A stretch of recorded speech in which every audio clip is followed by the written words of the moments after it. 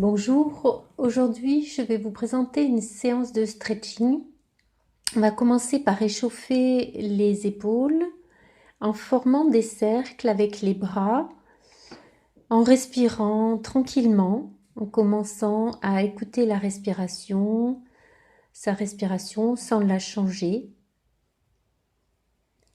Bien en appui entre l'avant et l'arrière des pieds, on peut changer le mouvement circulaire de sens.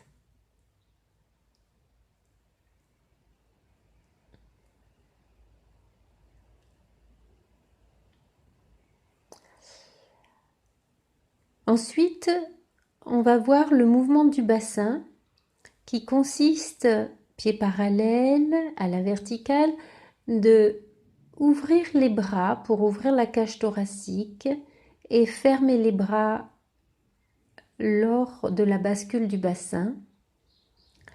Si possible, bien démarrer ventre, côte, poitrine et l'inverse, ventre, côte, poitrine relâchée quand vous ramenez les bras en avant vers les cuisses. Donc c'est le début d'ondulation douce du bassin et il est préférable d'être sur l'avant des pieds lors de l'inspire et sur les talons lors de l'expiration, sachant que pour ne pas forcer sur la colonne, il faut bien être sur l'avant des pieds, mais en reculant les épaules et la tête. Donc, on a une avancée au niveau du sternum sur l'inspiration. On va continuer pour cette avancée du sternum en mettant un bras derrière la tête. Même chose, même mouvement d'ondulation du bassin sur l'inspire et sur l'expire. Bien faire partir le mouvement de la sensation d'appui à l'avant ou à l'arrière et du bassin avant que le mouvement ne se fasse sentir jusqu'au niveau des cervicales. Donc c'est un mouvement qui démarre par le bassin. Donc l'os pubien en avant, rétroversion, et le nombril en avant, en antéversion, tout en gardant la sensation d'une voûte au niveau de l'arrière, comme si on était sur un ballon, soutenu par un ballon. Donc on imagine la forme, que la colonne soit portée par le ballon, ce qui évite de forcer sur les dorsales ou les lombaires. C'est vraiment, ce sont chaque vertèbre qui vont pouvoir permettre l'avancée de la partie antérieure du corps, c'est-à-dire l'abdomen, le thorax, jusqu'à la gorge. Voilà, je vous l'ai montré de face. Et ensuite, on lève les bras, on croise les poignets, on place les bras derrière la nuque pour aller étirer l'arrière. En reculant le bassin, on prend la position à l'horizontale. Puis, c'est un enroulé de récupération. Simplement, on peut garder les bras accrochés entre eux pour bien sentir le poids. On remonte délicatement en soufflant avec l'avancée des genoux. Donc, inspire, je monte les bras de chaque côté de la tête. Je croise les poignets, je cale mes bras derrière mon crâne. Et je repasse les bras au-dessus du crâne. Et cette fois, je peux venir poser mes avant-bras sur le bas des cuisses, juste au-dessus des genoux, avant de relâcher la nuque et les épaules. Et remonter doucement, toujours sur l'expire, avec le poids des bras qui sont restés attachés le temps de remonter. Inspire, je monte les bras. Expire, je les cale derrière le crâne. Inspire, je viens passer mes bras au-dessus de la tête. Je cherche la flexion des hanches sur l'extension de la colonne avant de relâcher le poids des épaules et de la tête. Et je remonte en avançant lentement mes genoux pour m'aider des jambes pour remonter la colonne.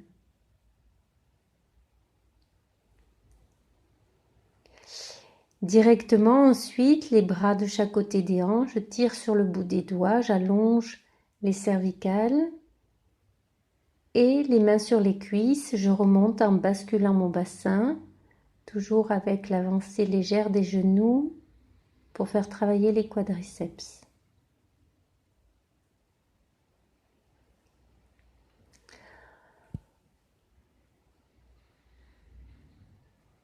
Ensuite, on va s'installer couché sur le dos, les jambes groupées et avec l'appui des coudes sur le sol, ancrage des bras, on va sur l'expire, en attrapant la jambe gauche pour l'instant, la déployer sans chercher à la tendre. Chaque fois bien prendre appui sur le bras gauche. Si le coude est bien posé, l'avant-bras se maintient relativement vertical. Puis on fait la même chose avec la jambe droite. Donc c'est bien la jambe qui est dessous. L'autre la suit mais en restant fléchie. Donc c'est bien un déplacement du bassin, une fois vers la gauche, plusieurs fois sur la gauche et plusieurs fois sur la droite. On peut, quand on a bien saisi le mouvement, alterner et partir de gauche à droite. Donc essayer de vider l'air sur l'étirement. Et plutôt que de forcer sur la cuisse pour tendre la jambe, attrapez bien le mollet pour déployer le mollet avec le bout des doigts. Ce qui fait que vos jambes restant passives seront plus décontractées et donc plus assouplies. Ensuite, en montant les bras vers la verticale, attrapez les avant-bras et cherchez à bien solliciter les appuis au sol qui sont les suivants, donc le bas du crâne, la zone entre les omoplates et le milieu du sacrum. Donc tête, milieu du dos, bassin. À l'inspire, les bras au-dessus de la tête. À l'expire, les bras au-dessus ou près des genoux qui reviennent vers la poitrine, groupés. Les jambes les plus décontractées possibles. Et c'est bien le travail des muscles profonds sur l'inspire qui permet le maintien des jambes et un petit peu de travail plus abdominal pour ramener les jambes vers la cage thoracique. Ensuite, en mettant les bras à la verticale, on va monter les mollets, puis déployer les jambes. On peut imaginer avoir le bassin contre un mur. L'image suffit à nous faire glisser les talons contre le mur virtuel pour déployer les jambes. On ne cherche pas tellement seulement un étirement de jambes, on cherche un placement de la colonne avec un appui du sacrum. Pensez bien qu'il faut deux forces exercées à l'opposé pour que l'étirement soit complet. Donc la force du bassin sur le tapis et la force de pousser des talons en direction du plafond. Sans oublier la force de la tête, du bas du crâne plus exactement, et du sacrum pour étirer la chaîne posturale. Donc c'est bien un renforcement des muscles profonds et un étirement de l'arrière pour un peu qu'on pousse sur les talons. On enchaîne avec ce mouvement de bras. Il faut placer les bras au début à la verticale, puis les amener tous deux sur la gauche, laisser le bras gauche à terre et déplacer le bras droit une fois vers le bras gauche et en mouvement circulaire au-dessus de la tête, pour le replacer en croix. Donc ce bras droit se déplace sur l'inspire et l'expire. Même chose avec les deux bras dirigés vers la droite. Posez le bras droit à terre et déplacez le bras gauche qui va passer au-dessus de la tête et venir dans le prolongement de l'épaule. Donc on aura les deux bras en croix sur l'inspire. Soufflez en ramenant le bras derrière l'oreille. En pliant le coude, le bras va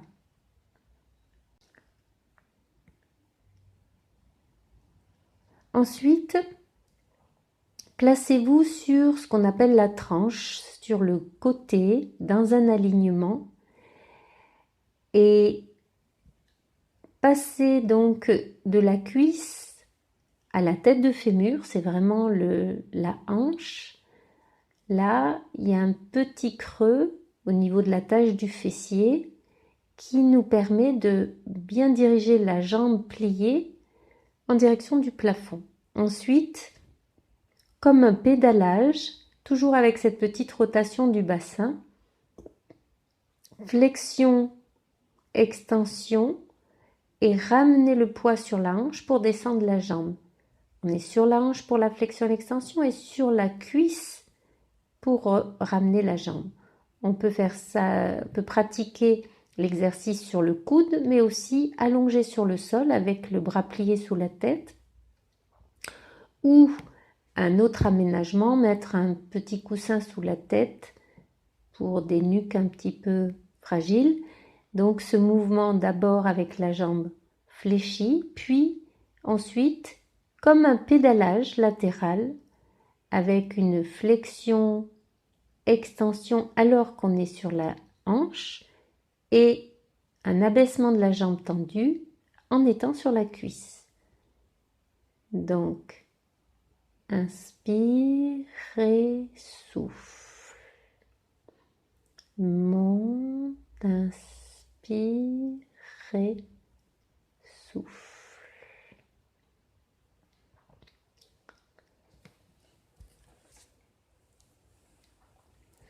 Donc, sur le plan latéral de l'autre côté, sur le coude,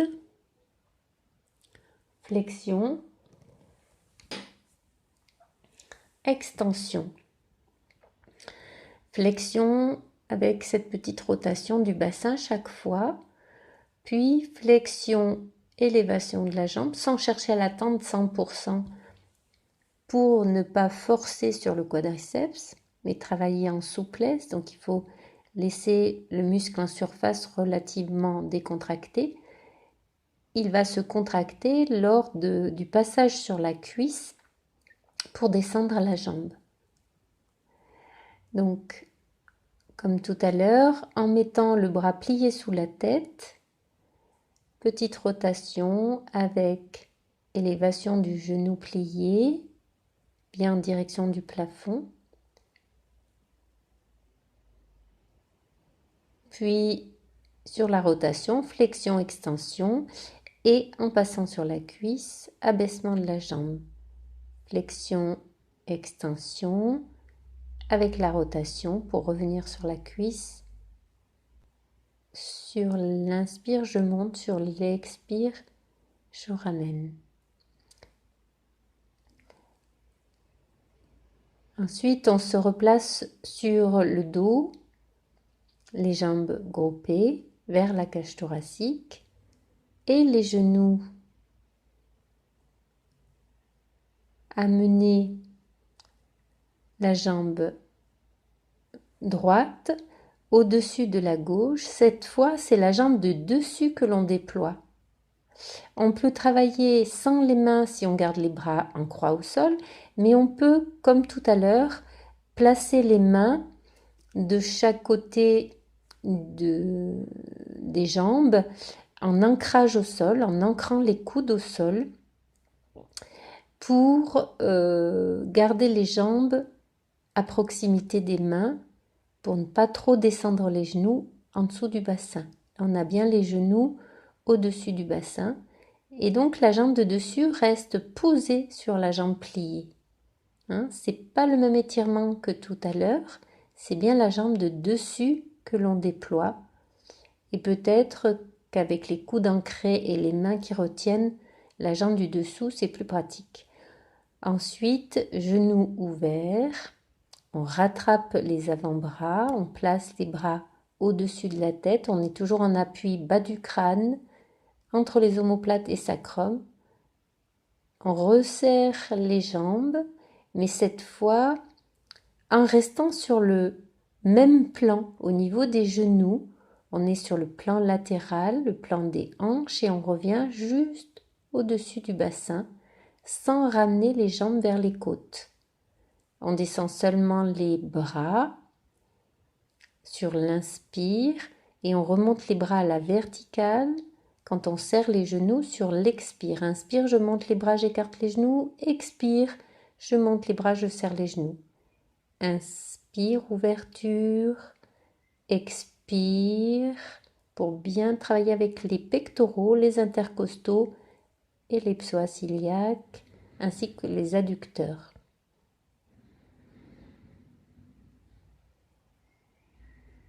Ensuite, en attrapant les jambes, on peut rouler sur le dos pour se détendre.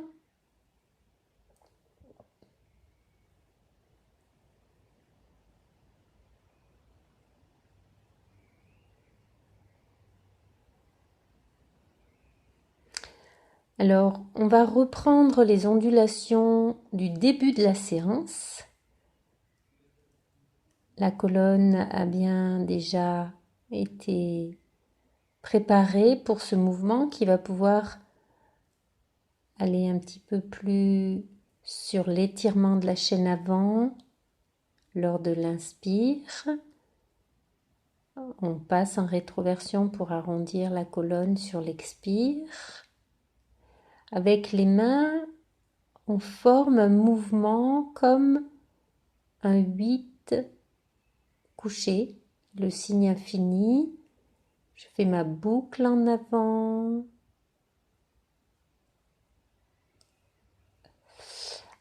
Et la boucle pour terminer ce 8 couché, ce signe infini. Puis, en rétroversion, je vais essayer de bien faire respirer le bas de mon dos afin de mieux ouvrir l'avant. Respirer le bas du dos, je place mes mains comme ça pour vous montrer le bas de mon dos. C'est un peu comme si un hérisson voulait faire le gros dos avec toutes ces épines là. Ma respiration me permet là d'aller ouvrir l'arrière. Du coup, il me faut inverser les respirations. C'est plus facile de sentir ce que fait le diaphragme au bas du dos, l'ouverture du bas du dos, en inspirant. Mais l'exercice qui nous intéresse, c'est le combiné de la bascule avec les bras en avant en couronne et puis l'engagé de la hanche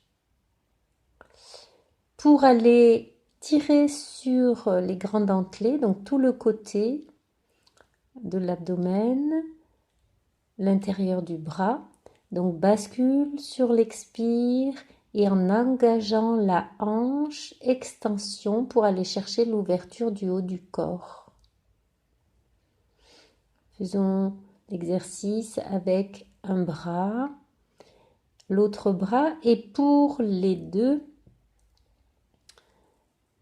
nous plaçons les bras en couronne quand nous sommes en rétroversion et coude plié, allons chercher l'étirement avant en amenant les bras vers le haut et en redescendant les bras sur le plan latéral. Expire, engagement de la hanche droite si c'est le bras droit qui monte vers le plafond et abaissement du bras sur le côté. Même chose à l'inspire, montez le bras après avoir engagé cette hanche.